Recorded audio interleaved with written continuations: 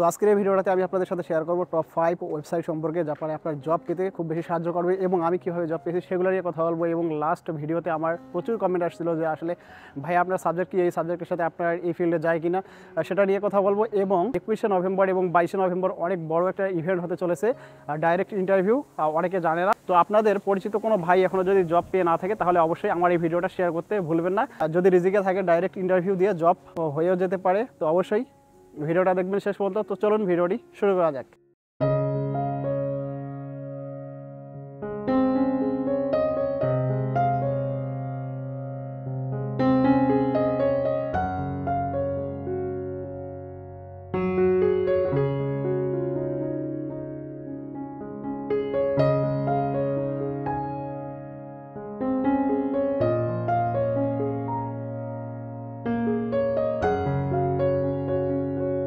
আসসালামু আলাইকুম, কেমন আছেন? আশা করছি সবাই অনেক ভালো আছেন। তো গত ভিডিওটাতে আপনাদের কাছ থেকে অনেক সাপোর্ট চেয়েছিলাম এবং আপনারা অনেক বেশি আসলে ভিডিওগুলো লাইক কমেন্টস শেয়ার করেছেন এবং আমি আসলে অনেক বেশি ইন্সপায়ার্ড হয়েছি ভিডিও মেক করতে। আপনাদের অসংখ্য ধন্যবাদ জানাচ্ছি, আপনার মন থেকে ভালোবাসা জানাচ্ছি। ভাই খুব তাড়াতাড়ি আমাদের 50,000 সাবস্ক্রাইবার হয়ে যাবে। তো আমরা 50,000 সদস্যের একটা বিশাল বড় ফ্যামিলিতে পরিণত হয়ে যাব। আপনাদের প্রতি মন থেকে আমার ভালোবাসা থাকবে। তো বন্ধুরা চলুন আমরা ভিডিও শুরু করি। তো জাপানে আসলে দেখা যাচ্ছে কি, যারা আমরা সেনমনে পড়াশোনা করি, আপনার 2 বছরের কোর্স, অনেকে দেখা যাচ্ছে কি 1.5 বছর পার হওয়ার পর 1 বছর 9 মাস চলে গেছে আর মাত্র 3 মাস বাকি আছে, তখন জবের ব্যাপারে খুব বেশি সিরিয়াস হয়ে যায়, কিন্তু বাট তখন অনেক বেশি লেট হয়ে যায়। তো আপনার যদি মার্চ মাসে গ্র্যাজুয়েশন কমপ্লিট হয় তাহলে আপনার প্রায় জুন মাসের দিক থেকে আপনাকে জবের জন্য রেডি হতে হবে, কারণ এখানে সিভি মেক করা থেকে শুরু করে অনেক কিছু ব্যাপার আছে যেগুলো আসলে একটু সময় দিতে হয়। আমি তো আপনাকে সাজেস্ট করবো, আপনি যখন আপনার 1 বছর শেষ তার পরের বছর থেকে আপনি শুরু করেন কোম্পানি খোঁজা। একটা কথা হলো কি, যখন আপনার জব মার্কেটে প্রতিযোগী থাকবে 10 জন, তখন এক রকমের কম্পিটিশন থাকবে। যখন গ্র্যাজুয়েশনের সময় আসবে তখন কিন্তু সবার তখন ভিসা বাঁচানোর টেনশন থাকবে, এজন্য তখন কম্পিটিশন একটু বেশি হয়ে যায়। তো এই জন্য আপনি আগে থেকে খোঁজা স্টার্ট করবেন। তো আমি আপনাদেরকে 5টা ওয়েবসাইট সম্পর্কে কথা বলবো। তো আমি প্রথমত আপনাদেরকে সাজেস্ট করবো ইয়েলো জাপান। এটা মূলত ডিজাইন করা হয়েছে ফরেনারদের জন্য। তো আপনার যদি গ্র্যাজুয়েশনের 2-3 মাস বাকি থাকে সেক্ষেত্রে আপনার অনেক বেশি দেরি হয়ে যাবে, তখন আপনি ইয়েলো জাপান থেকে ওখানে কন্ট্রাক্ট এমপ্লয়ি আছে, টেম্পোরারি এমপ্লয়ি আছে, সেগুলো হচ্ছে কি হাক এন্ড শাইন হিসাবে, সেগুলোতে আপনি অ্যাপ্লাই করতে পারেন। তাহলে কি আপনার, আমি 2-1টার সাথে কথা বলে দেখেছিলাম, তো তারা আমাকে বলেছে যে আপনার ভিসা, আপনি গিজিন কোকো ভিসা উঠবে, আপনি ওয়াইফ নিয়ে আসতে পারবেন, সমস্যা নাই, বাট ওই হাকেনের আন্ডারে আপনাকে জব করতে হবে, full time job, no problem. তো কন্ট্রাক্ট এমপ্লয়ির ক্ষেত্রে হয়ে থাকে যে মিনিমাম যে 2 বছর কিংবা 3 বছর কাজ করতে হবে। তো এরকম আর কি, যখন আপনার ভিসার প্রশ্ন আসবে তখন আপনাকে তো যে কোনো কিছু একটা করতে হবে, ভিসা বাঁচাতে হবে। তো এটাই আপনার মূলত থাকবে টার্গেট। তো দেখেন, তারপর ইয়েলো জাপানে প্রোফাইলটা ক্রিয়েট করতে একটু টাইম লাগে। ভিডিও আকারে আপনার যে জিজ্ঞাসা নিজেকে ইন্ট্রোডিউস করবেন সেভাবে করতে হবে। এটা করার পর আপনাকে আপলোড করে দিতে হবে। তারপর সেখান থেকে আপনি ডেইলি যদি 20টা 30টা 40টা অ্যাপ্লাই করেন, আসলে সেখান থেকে আপনি রিপ্লাই পাবেন। তো চলুন 2 নম্বর যে ওয়েবসাইটটা রয়েছে সেটা হলো indeed.com। ইনডিড হলো মূলত 300 জন্য, যারা এখানে জব চেঞ্জ করে তাদের জন্য বেশি প্রায়োরিটি থাকে, আর যারা আসলে নতুন তাদের জন্য মূলত এটা না, কারণ রেসপন্স পাওয়া যায় খুবই কম। আপনার যদি হাই স্কিল থাকে, সাপোজ আপনি একটা ট্যুরিজম সেক্টরে ঢুকবেন, আপনার টোফেল আছে, আপনার IELTS আছে, আপনার দেখা যাচ্ছে যে N2 সার্টিফিকেট আছে, N1 সার্টিফিকেট আছে, সেক্ষেত্রে আপনার জন্য ইজি, বাট সেখানে আপনি সময় নষ্ট না করাই ভালো। যদি আপনি জব চেঞ্জ করেন সেক্ষেত্রে ওটা আবার খুব বেশি ইউজফুল।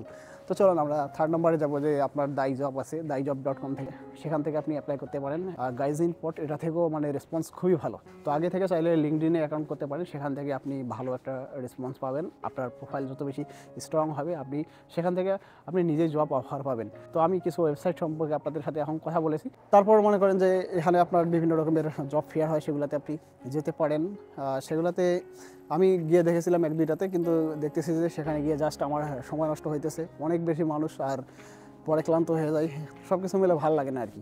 তো আমি যেটা করলাম আর কি, বিভিন্ন কোম্পানিগুলোতে আমি যে সেক্টরে ঢুকতে চাচ্ছি, তো সেই সেক্টর রিলেটেড আমি মেলগুলো কালেক্ট করা স্টার্ট করলাম, তাদের ওয়েবসাইট থেকে কিংবা অন্য কোনো মাধ্যম থেকে।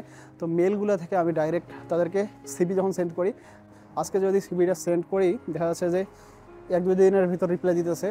আমি করতাম কি, ক্লাসে বসে কন্টিনিউয়াসলি সিভিগুলো সেন্ড করতাম, সিভি সেন্ড করার পর তারা রিপ্লাই দিত। তো সেখান থেকে আসলে ইন্টারভিউগুলো দিতাম, অনলাইনে দিতাম। তো লাস্ট ভিডিওতে একজন আমাকে কমেন্ট করেছিল যে ভাই ওয়েব মেনশনস দিয়েছেন, আবার জবে ঢুকলেন আপনি ট্যুরিজম সেক্টরে।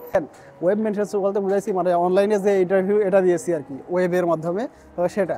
তো আমি যখন অনলাইনে এভাবে ইন্টারভিউ দিতাম, তারপর অনলাইনে হওয়ার পর তাদের সাথে ডাইরেক্ট ইন্টারভিউ দিলাম, তারপর লিখিত পরীক্ষা দিলাম, তারপর আর কি ফাইনালি তারা আমাকে সিলেক্ট করলো। তো আপনারা এভাবেও করতে পারেন। তো এখন বর্তমানে সবথেকে যেটা ইম্পর্টেন্ট সেটা হলো 21 এবং 22 তারিখে নভেম্বরের এখানে জব ফেয়ার আছে টোকিওর ডোম সিটিতে।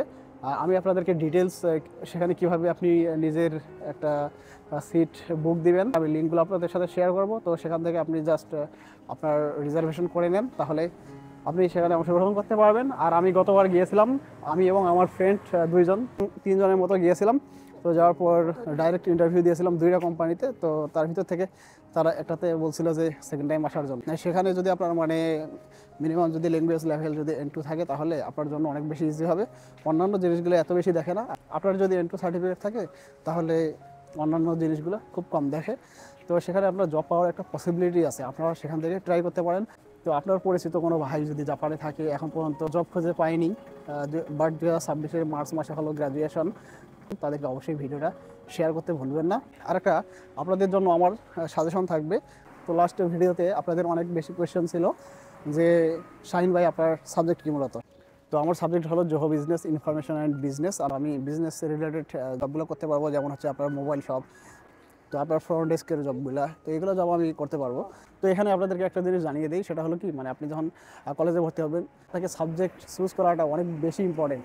সাপোজ আপনি আইটি সেক্টরে স্যালারি ভালো, তারপর সুবিধা ভালো, আইটি সেক্টর দিয়ে দিলেন, বাট আপনার আইটির কোনো স্কিল নাই, না থাকার কারণে আপনি জব পাবেন না, তখন আপনার ভিসা ক্যান্সেল হয়ে যাবে। আর আপনি মানে সাপোজ আপনার সেক্টর এক, তারপর আপনি অন্য সেক্টরে অ্যাপ্লাই করে দিলেন, সেখান থেকে ভিসা তুললেন, এটা দিয়ে হয়তো আপনি ইনস্ট্যান্টলি চলতে পারেন, পরবর্তীতে কোনো এক সময় প্রবলেমে পড়বেন, সেজন্য সেটা থেকে বিরত থাকবেন। মানে আপনাকে কলেজে আপনার সাবজেক্টটা চুজ করা অনেক বেশি ইম্পর্টেন্ট। কলেজে আপনি যখন ভর্তি হবেন তখন অবশ্যই সাবজেক্টের ব্যাপারে সতর্ক থাকতে হবে। তো বর্তমানে আমি যেটা দেখতেছি, যাদেরকে জিজ্ঞাসা করবেন যে আইটি না হলে বিজনেস, তাহলে জিদৌসা মানে অটোমোবাইল নিয়ে পড়তেছে। তো বর্তমানে অনেক বেশি একটা চান্স রয়েছে জাপানে ট্যুরিস্টের, দেখা যাচ্ছে প্রতি বছরের তুলনায় এটা কিন্তু দিন দিন এটা কিন্তু উপরের দিকে উঠতেছে গ্রাফটা। মানে প্রচুর পরিমাণ ট্যুরিস্ট ভিজিট করতেছে, এবং মানে যারা একবার এসেছিল তারা আবার সেকেন্ড টাইম জাপানে ঘোরার জন্য আসতেছে। এবং জাপানে মানে অভাব নাই, অনেক অনেক হোটেল রয়েছে, সেগুলোতে আপনি ফ্রন্ট ডেস্কের কাজ করতে পারবেন। তো আপনি যদি চান যে আসলে ট্যুরিজম ফিল্ড নিয়ে পড়বেন, তাহলে আপনার জন্য মানে একবারে ইজি।